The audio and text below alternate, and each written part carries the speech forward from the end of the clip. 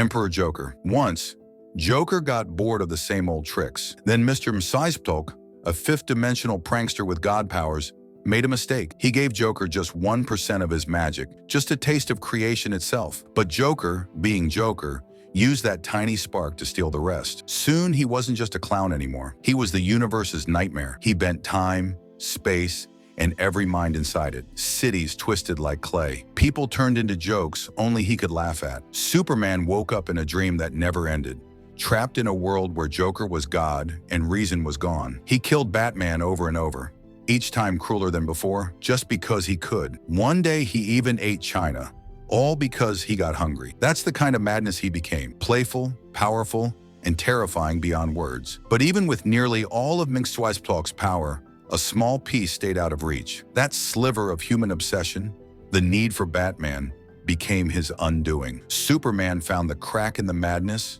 and slipped through. The god fell, but his laughter still echoed like thunder through broken reality. Lord of Chaos Joker. In the dark injustice world, Joker found something that should have never been his, the helmet of Apophis, the same kind of relic that gives Dr. Fate his godly magic. But where fate brings balance, Joker brought bedlam. The moment he put it on, the sky cracked. His grin stretched wider than the mask itself. Flames rained down on the Hall of Justice as Joker floated above, wearing a glowing cape and eyes that burned gold. Heroes ran, but no one could hide. He spoke one word and minds bent like puppets. Superman tried to fight him, but even the Man of Steel stumbled before that magic. Joker became the Lord of Chaos, a god who laughed while order screamed. He didn't want peace, power, or control.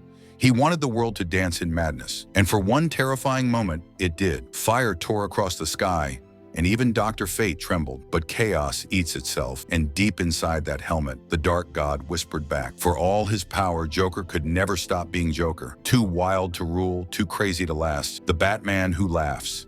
Imagine Batman breaking his one rule. He kills the Joker, and that's when the real horror starts. A toxin hidden in the Joker's heart infects him, twisting Bruce Wayne's mind until it cracks. Soon, Batman begins to smile. His laughter fills the Batcave as he guns down his family. Nightwing, Batgirl, Robin, all gone. Then he kills the Justice League, one by one, turning gods into corpses. The world burns, and the Dark Knight becomes something else. Something is wrong. He calls himself the Batman who laughs, a monster from the dark multiverse, wearing spikes, chains, and that blood-stained grin. He's still as smart as Bruce, but crueler than any Joker alive. With cosmic awareness, reality-warping power, and no soul left to save, he leads armies of twisted Batmen across dying worlds. He mocks fate itself, turning hope into a joke that only he finds funny. When he later absorbs godlike power and becomes the Darkest Knight, even death fears him. The Spectre Joker once pushed his luck too far. He went on a killing spree inside a hotel that worshipped him like a celebrity. The deaths called down something ancient, the Spectre, the spirit of vengeance. The Spectre wanted justice.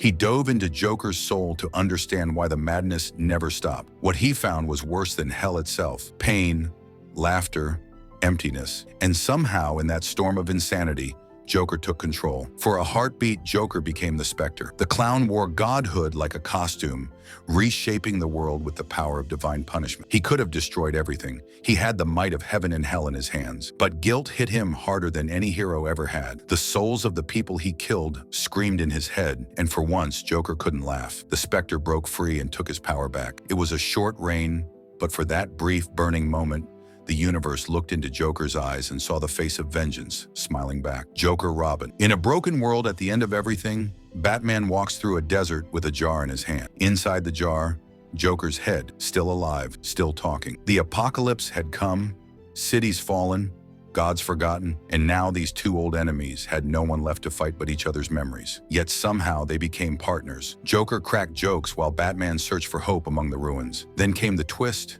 Batman gave the head a robotic body. Joker became Robin, the same man who once wanted to burn Gotham, now fought beside its last protector. He still teased, still laughed, but there was something different this time. Maybe it was the end of the world, maybe it was guilt, but the Joker tried to do good. When the final fight came against the Dark God Omega, Joker leapt into battle to save Batman's clone. He was nearly destroyed, but his words lit the fire in Batman's heart again. "You're the real Batman now," he said, broken but smiling. When peace returned, Joker stood beside heroes, watching a new baby Kal-El rise under the sun. For the first time, His laughter didn't sound cruel, it sounded free. Titan Formula Joker. The Joker of Batman Arkham Asylum wasn't a planner or a trickster. He was a monster. When he took over the asylum, he forced a doctor to mix a new drug from Bane's venom. Stronger, deadlier, unstable. He called it Titan, and of course, he injected himself. His body exploded in size. Muscles ripped, bones jutted out like spikes.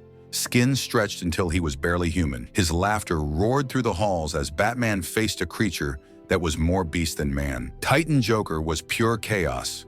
Unstoppable strength, zero control. He smashed walls, tossed soldiers like toys, and ripped through steel with his claws. But his mind was still Joker's, wild, distracted, and overconfident. Batman used his own fury against him, striking fast, never backing down. When the Titan formula finally burned out, Joker's veins went black, his skin pale as ash. Even dying, he smiled. The Titan made him a monster, but not a better one. Endgame Joker. This Joker wasn't joking anymore. He'd lost too many times, laughed through too much pain, and now he wanted the end, not another round. Deep under Gotham, he found something ancient and powerful called Dionysium. It wasn't just some chemical, it was life itself, glowing like the veins of the earth. When Joker touched it, his wounds healed. His skin shined pale again, and death simply stopped working on him. He couldn't die. He couldn't even stay down. With that gift, or curse, he came back stronger, faster, meaner than ever. His plan was simple: wipe out Batman and everyone who ever stood beside him. No jokes, no games, just the end. His body could heal from anything, but his mind, that stayed broken, and that made him terrifying. When he faced Batman this time, it felt like the world itself was cracking. It was his final laugh, his final war. Martha Wayne Joker, Flashpoint. This one hits differently. In the Flashpoint world, it wasn't Bruce who became Batman. He died in that alley. His parents lived, and that changed everything. Thomas Wayne became a darker, older Batman, angry, violent, and full of guilt. But Martha didn't survive in her heart. She fell apart. Her grief twisted into madness, and her smile, that old, kind, motherly smile, split open into something monstrous. She cut it into her face so she could smile again. And that's how the Joker was born. But this Joker wasn't playful or random. She was in pain in human form. She laughed because crying hurt too much. Every crime she did was a cry for the son she lost. Every murder, every laugh was soaked in sadness. When she found out there was another world where Bruce lived, her heart broke all over again. She couldn't take it. She ran into the dark, still laughing, still crying, until she vanished. Luthor/Joker hybrid, speeding bullets. Now this one's wild. In the comic Superman, speeding bullets, baby Kal-El doesn't land in Kansas. He lands in Gotham. Thomas and Martha Wayne raise him, and when they die, he becomes a Superman-powered Batman. Sounds unstoppable, right? But every hero needs a villain, and in this world, Lex Luthor fills that role until his plans go wrong. One bad day, a chemical bath melts his face, burns his mind, and twists him into something new. He becomes a mix of the Joker and Luthor, a genius with a killer's grin. Picture that. Joker's madness with Lex's brain. Smart, cruel, and now hideously scarred, this hybrid Joker turns his hatred into a spectacle. He laughs while burning Gotham to the ground, not for chaos, but for revenge. Frank Miller's Joker. Frank Miller took the Joker and made him something else, something darker. In The Dark Knight Returns, Batman has been gone for 10 years. The city's quiet, and Joker? He's empty. He just sits in Arkham, staring into nothing. But the moment Batman returns, something clicks. The spark reignites. Joker wakes up, and he's smiling again. That's how deep their bond runs. Joker only lives when Batman does. What follows is pure horror. He murders people on live TV, poisons entire crowds, and toys with Batman's mind like it's a game show. Every move is violent, every smile full of death. He even pushes Batman to the point where the Dark Knight almost kills him, but Joker beats him to it. With one last grin, he breaks his own neck just to frame Batman for murder. Brian Azzarello's Joker. This Joker feels real. Too real. In Brian Azzarello and Lee Bermejo's Joker, the clown gets out of Arkham and walks straight into Gotham's underworld. No laughing gas, no giant plans, just crime, blood, and chaos. He takes back his city the old-fashioned way, one throat at a time. With a follower named Johnny Frost telling the story, we see every awful thing the Joker does up close. He skins people, kills rivals, and smiles through the mess. Bermejo's art makes it worse. His Joker looks like a real man, with scars, sweat, and rage. He's not a cartoon villain here. He's a gangster, a nightmare you could actually meet in a dark alley. The Killing Joke Joker. If there's one story that defined him, It's the killing joke. This Joker isn't powerful in strength, he's powerful in meaning. The story digs into who he was, a failed comedian, broke and desperate, trying to care for his wife and unborn child. One terrible day destroys it all. His wife dies in a freak accident. He's forced into a robbery that goes wrong. And when Batman shows up, the man trips and falls into a vat of chemicals. When he crawls out, his skin is white, his hair green, and his mind shattered. That's when he starts to laugh. The Joker is born. What follows is horror. He shoots Barbara Gordon, paralyzes her, strips her down, and tortures her father, Commissioner Gordon, just to prove a point that one bad day can turn anyone insane. But Gordon doesn't break, and Batman doesn't kill. The Joker laughs, Batman laughs with him, and for a moment, you can't tell if they're enemies or reflections. Injustice Joker. And finally, the Joker who broke Superman.